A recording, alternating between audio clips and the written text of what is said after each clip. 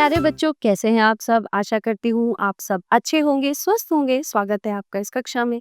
आइए आज हम पढ़ते हैं हिंदी व्याकरण का अध्याय 3 शब्द विचार।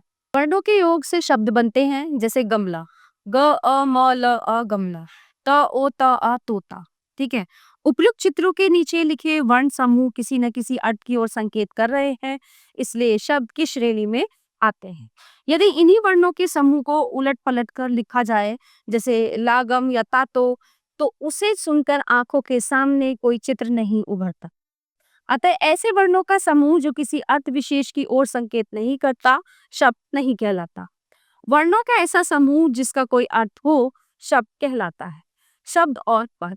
शब्दों से वाक्य का निर्माण होता है। जब हम अपने मन के भावों को प्रकट करते हैं, तो हम शब्दों को वाक्य में एक निश्चित स्थान पर रखते हैं, अन्यथा वाक्य का अर्थ ही बदल जाता है। जैसे एक गिलास में दूध ले आओ, गिलास में एक दूध ले आओ। ठीक है। तो शब्द का जब वाक्य में प्रयोग होता है, तो वो व्याकरण के नियमों में बंध जाता है, तब वो पद कहलाता है। शब्द की विशेषताएं। शब्द की निम्नलिखित विशेषताएं होती हैं। शब्द वर्णों के मेल से बनता है। ठीक है। ये सार्थक और स्वतंत्र होता है।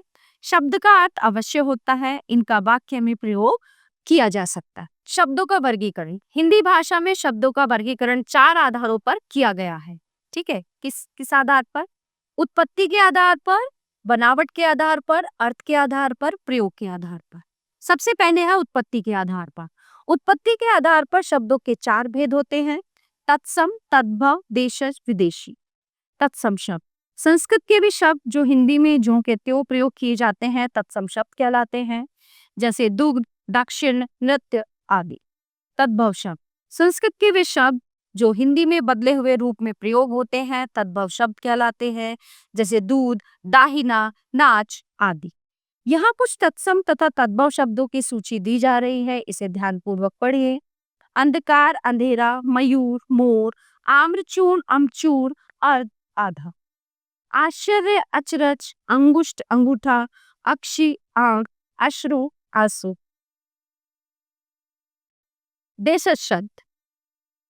जो शब्द न तो संस्कृत के हैं और न संस्कृत शब्दों से बने हैं, बल्कि स्थानीय बोलियों से हिंदी में आए हैं या आवश्यकता पड़ने पर गढ़ लिए गए हैं, देशज शब्द कहलाते हैं, जैसे कपास, बाजरा, भिंडी, मिर्च आदि।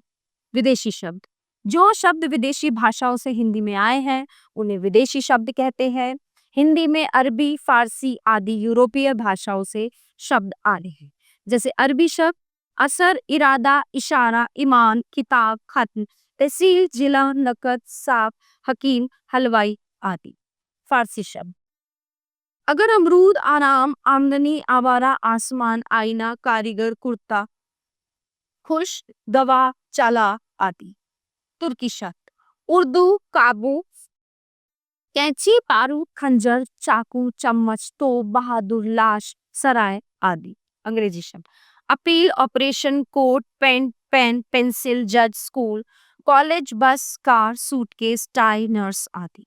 पुर्तगाली शब्द। अनानास, गमला, गिरजा, चाबी, बाल्टी आदि। बनावट के आधार पर। बनावट के आधार पर शब्दों को 3 भागों में बांटा गया है: रूढ़ शब्द, यौगिक शब्द, योगारूढ़ शब्द। रूढ़ शब्द। ऐसे शब्द जिनके खंडों का कोई अर्थ न निकले, रूढ़ शब्द कहलाते हैं, जैसे बस, महल, अनार आदि। यौगिक शब्द। जो शब्द 2 या 2 से अधिक शब्दों के मेल बने हो, यौगिक शब्द कहलाते हैं। इनके टुकड़े किए जा सकते हैं और प्रत्येक खंड का कोई ना कोई अर्थ होता है, जैसे विद्यालय, विद्यालय, राजभवन, राजभवन। योगारूढ़ शब्द। जिन शब्दों की बनावट तो यौगिक शब्दों की तरह होती है, लेकिन वे एक विशेष अर्थ में प्रयोग किए जाते हैं, उन्हें योगारूढ़ शब्द कहते हैं।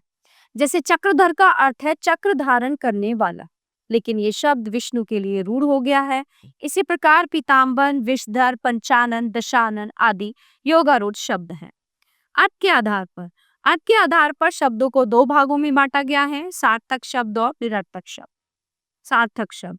जिन वर्ण समूहों का कोई ना कोई अर्थ निकलता है, अ, उन्हें सार्थक शब्द कहते हैं, जैसे मटर, किसान, तरकश आदि। निरर्थक शब्द। जिन वर्ण समूहों का कोई अर्थ नहीं निकलता, उन्हें निरर्थक शब्द कहते हैं, जैसे मरट, किसना, तशरक आदि, क्योंकि इन शब्दों का तो कोई मतलब ही नहीं निकल रहा ना। सार्थक शब्दों को निम्नलिखित वर्गों में भी बांट सकते हैं: एकार्थी, अनेकार्थी, विलोम या विपरीतार्थी, पर्यायवाची या समानार्थी। एकार्थी शब्द जिन शब्दों का एक ही अर्थ होता है वे एकार्थी शब्द कहलाते हैं। प्राय व्यक्तिवाचक संज्ञा शब्द इस वर्ग में आते हैं, जैसे आमिर, सेब, फरवरी आदि। अनेकार्थी शब्द जिन शब्दों के एक से अधिक अर्थ होते हैं उन्हें अनेकार्थी शब्द कहा जाता है, जैसे घर, कपड़ा। घर का अर्थ है भवन, गृह आदि। कपड़े का अर्थ है वस्त्र और माँ का अर्थ है माता, अम्बा आदि। विलोम या विपरीतार्थी शब्द जो शब्द परस्पर विपरीत अर्थ बताते हैं वे विलोम या विपरीतार्थी शब्द कहलाते हैं, जैसे सुख, दुख, अमीर, गरीब आदि। पर्यायवाची या समानार्थी शब्द जो शब्द अर्थ में एक दूसरे के पर्याय होते हैं वे पर्यायवाची या समानार्थी शब्द कहलाते हैं, जैसे आग, अनल, पावक, दहन, ज्वाला आदि। प्रयोग के आधार पर शब्दों को दो भागों में बांटा गया है: विकारी और अविकारी। विकारी शब्द वे शब्द जिनके रूप में लिंग, वचन, कारक आदि के कारण विकार या बदलाव होता है उन्हें विकारी शब्द कहते हैं। ये संख्या में 4 हैं: संज्ञा, सर्वनाम, विशेषण, क्रिया। अविकारी शब्द वाक्य में प्रयोग करते समय जिन शब्दों में कोई विकार या बदलाव नहीं होता है उन्हें अविकारी शब्द कहते हैं। ये भी संख्या में 4 हैं: क्रिया विशेषण, संबंध बोधक, समुच्चय बोधक और विस्मयातीत बोधक। तो आइए दोहराते हैं कि इस पाठ में हमने क्या पढ़ा है। शब्द वर्णों के मेल से बनते हैं। शब्दों को 4 आधारों पर बांटा गया है: उत्पत्ति के आधार पर, बनावट के आधार पर, अर्थ के आधार पर तथा प्रयोग के आधार पर। उत्पत्ति के आधार पर शब्दों को 4 भागों में बांटा गया है: तत्सम शब्द, तद्भव शब्द, देशज शब्द तथा विदेशी शब्द। बनावट के आधार पर शब्दों को 3 भागों में बांटा गया है: रूढ़ शब्द, यौगिक शब्द तथा योगारूढ़ शब्द। अर्थ के आधार पर शब्दों को 2 भागों में बांटा गया है: सार्थक शब्द तथा निरर्थक शब्द।